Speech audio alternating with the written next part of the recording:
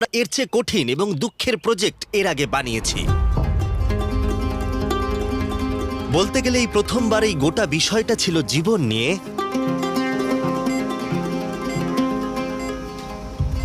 এবং মৃত্যু নিয়ে। ইনি হলেন ডক্টর সেগুন, হসপিটাল ফর হিউম্যানিটির ফাউন্ডার এবং সেভিং লিটল হার্টস প্রোগ্রামের প্রতিষ্ঠাতা। তারা নাইজেরিয়ায় হৃদরোগে ভুগছে এমন শিশুদের জীবন রক্ষাকারী অপারেশন করাবার লক্ষ্যে কাজ করছে। হসপিটালস ফর হিউম্যানিটির বর্তমানে একমাত্র উদ্দেশ্য হলো যত বেশি সম্ভব জন্মগত হৃদরোগে আক্রান্ত শিশু রয়েছে তাদের চিকিৎসা করা। হৃদরোগ স্ট্রেপ থ্রোট থেকে হয় এবং তারপর সেই শিশুটির একটা অপারেশন করার প্রয়োজন পড়ে। আর দুর্ভাগ্যবশত আফ্রিকার শিশুরা সেই রকম চিকিৎসা পায় না যেটা অন্যান্য দেশের সব শিশুরা সম্ভবত পেয়ে থাকে। এই সমস্ত বাচ্চাদের ভীষণ সাহায্যের প্রয়োজন। হসপিটাল ফর হিউম্যানিটি সেই সাহায্য প্রদানের জন্য যথাসাধ্য চেষ্টা করছে, কিন্তু এইটুকু সম্বল দিয়ে আমরা বেশি কিছু করতে পারছি না। হসপিটাল ফর হিউম্যানিটির ডক্টর সেগুন এবং তার দলের কাজের কথা শোনার পর বিচ ফিলান্থ্রপির আমার বন্ধু তাশা এবং কাস্টেন নাইজেরিয়ায় উড়ে এসেছিল কিভাবে আমরা সাহায্য করছি তা দেখার জন্য।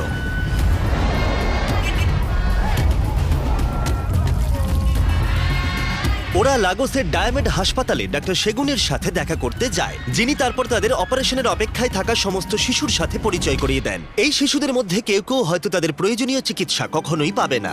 আসলে আমাদের তালিকায় কিছু না কিছু শিশু থাকে যাদের অপারেশন প্রয়োজন, কিন্তু করাবার মতো পরিস্থিতি একদমই থাকে না। ব্যাপক দারিদ্রতার কারণে গোটা নাইজেরিয়া জুড়ে অনেক হাসপাতালেই জটিল চিকিৎসার জন্য প্রয়োজনীয় সরঞ্জামের অভাব রয়েছে। এদের মধ্যে অন্যতম হলো জন্মগত হৃদরোগ, যা জন্মের সময় থেকেই হৃৎপিণ্ডের গঠন এবং রক্তনালীগুলিকে প্রভাবিত করে চলেছে। সঠিক চিকিৎসা না হলে এই সমস্যা পরবর্তীকালে গুরুতর আকার ধারণ করতে পারে, এমনকি মৃত্যুরও কারণ হয়ে উঠতে পারে। এটা অন্যতম একটা সাধারণ জন্মগত রোগ যা গোটা বিশ্বের প্রতি 100 জন শিশুর মধ্যে একজনের আছে। তাই আমরা এবং আমাদের partner outside the box capital সিদ্ধান্ত নিলাম ডক্টর সেগুন এবং হসপিটালস ফর হিউম্যানিটিকে সাহায্য করব 100 জন শিশুকে সুস্থ করে তুলতে, যার মধ্যে রয়েছে open heart surgery, device closure, cardiac catheterisation ও সিএইচডির স্ক্রিনিং। সঠিক যত্ন ছাড়া তারা পরের দিন ঘুম থেকে উঠতে পারে না। আমরা ডাক্তারদের কাছে এরকম গল্প শুনেছি যে তারা পরিবারগুলিকে ফোন করে বলেছে যে আজকে আমরা তাদের আনতে পারি, এবং হয়তো আগের রাতেই তারা মারা গেছে। তাই এই গল্পগুলো শুনে আমরা বুঝতে পারি যে এই মানুষগুলি তাদের সন্তানদের হারাচ্ছে এবং খুব দ্রুত ঘটছে এটা। হসপিটাল ফর হিউম্যানিটি চেষ্টা করছে, কিন্তু অনেকগুলি পরিবার আছে যারা তাদের সন্তানদের বেড়ে উঠতে দেখতেই পাবে না। বিষয়টা সত্যি জীবন আর মৃত্যুর ব্যাপার।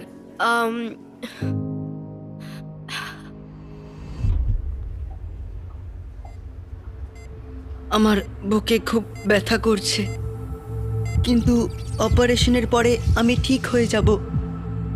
তুমি দেখো আমি সুস্থ হয়ে ঠিক বাড়ি ফিরে যাব। এবেল গডের কেসটা আমাদের কাছে খুবই অদ্ভুত ছিল। ও 2019 সালে আমাদের একটা স্ক্রিনিং প্রোগ্রামে জয়েন করেছিল।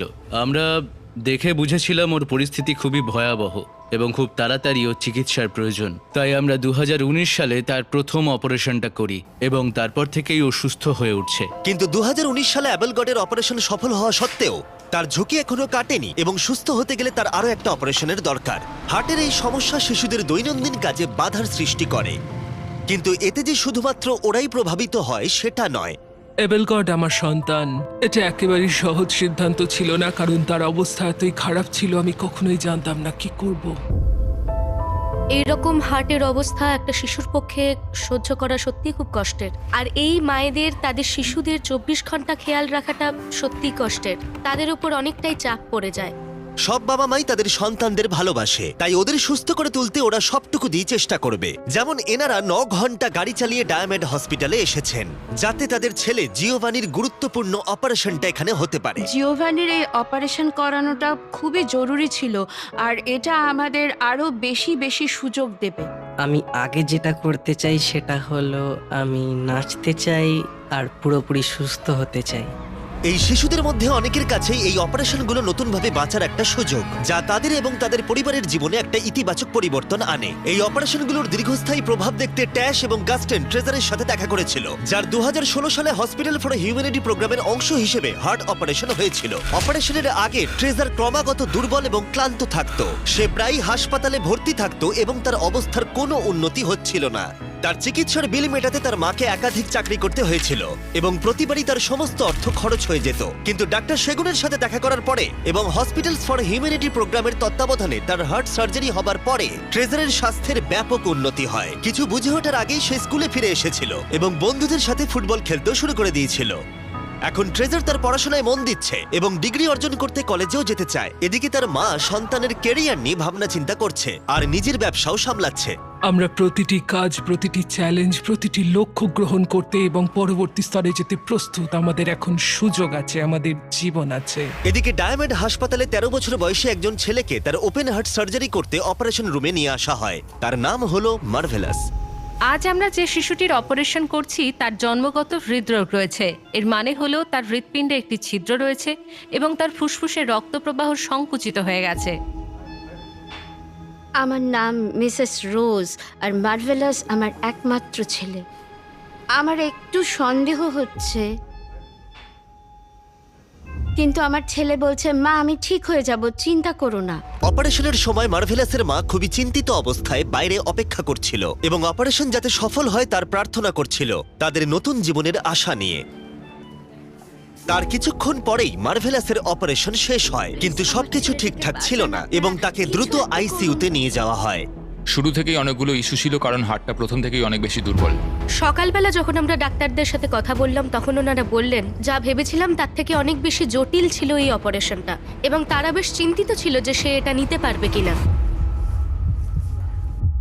কিন্তু আজ সকালে আমরা ওর সাথে আইসিইউতে দেখা করলাম এবং আপনারা দেখতেই পাচ্ছেন যে কত তাড়াতাড়ি ও রিকভার করেছে আর কতটা সুস্থ হয়ে গেছে ও। আমি তাদেরকে অনেক ধন্যবাদ জানাতে চাই যারা বাচ্চাদের জন্য এত কিছু করে যাচ্ছে আর তাদেরকে একটা নতুন জীবন দিচ্ছে। অপারেশন শেষ হয়ে যাবার পরেও যদিও কিছুটা ঝুঁকি ছিল, তবুও মার্ভেলাস সুস্থ হয়ে উঠল এবং অপারেশনও সাকসেসফুল হলো। হাসপাতালে কিছুদিন থাকার পর সে স্বাভাবিক জীবনে ফিরে যাবে, কারণ তার ফুসফুস এখন ঠিকঠাক অক্সিজেন গ্রহণ করতে পারছে, যাতে তার হার্ট সঠিকভাবে কাজ করতে পারে। ঈশ্বর তোমাদের সকলের মঙ্গল করুন। এই অপারেশন সফল করার জন্য আমি সত্যিই কৃতজ্ঞ। আপনাদের সকলকে ধন্যবাদ। দুর্ভাগ্যবশত এবেল গড এবং তার মা অপারেশন যতটা সহজ হবে বলে ভেবেছিল ততটাও সহজ ছিল না। আমরা আশা করেছিলাম যে এই প্রোগ্রামের মাধ্যমে তার অপারেশনটা করতে পারবো, কিন্তু দুর্ভাগ্যবশত আমরা সেটা করতে পারিনি।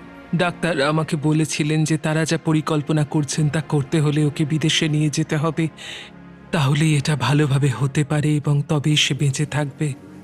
জিওভানি এবেলগডের মতোই, যেখানে তার অপারেশন এতটাই জটিল যে তাদের সেই অপারেশনের জন্য অন্য একটি হাসপাতাল খুঁজতে হবে এবং তাই তাকে প্রয়োজনীয় যত্ন পেতে হলে আরও তহবিল সংগ্রহ করতে হবে। আমরা চেষ্টা করে চলেছি। এই ভিডিওতে আগেই উল্লেখ করা হয়েছে এদের মধ্যে অনেকেরই হার্ট সার্জারির প্রয়োজন হতো না, যদি না স্টেপ থ্রোটের মতো চিকিৎসাহীন অবস্থা বাধা সৃষ্টি করত।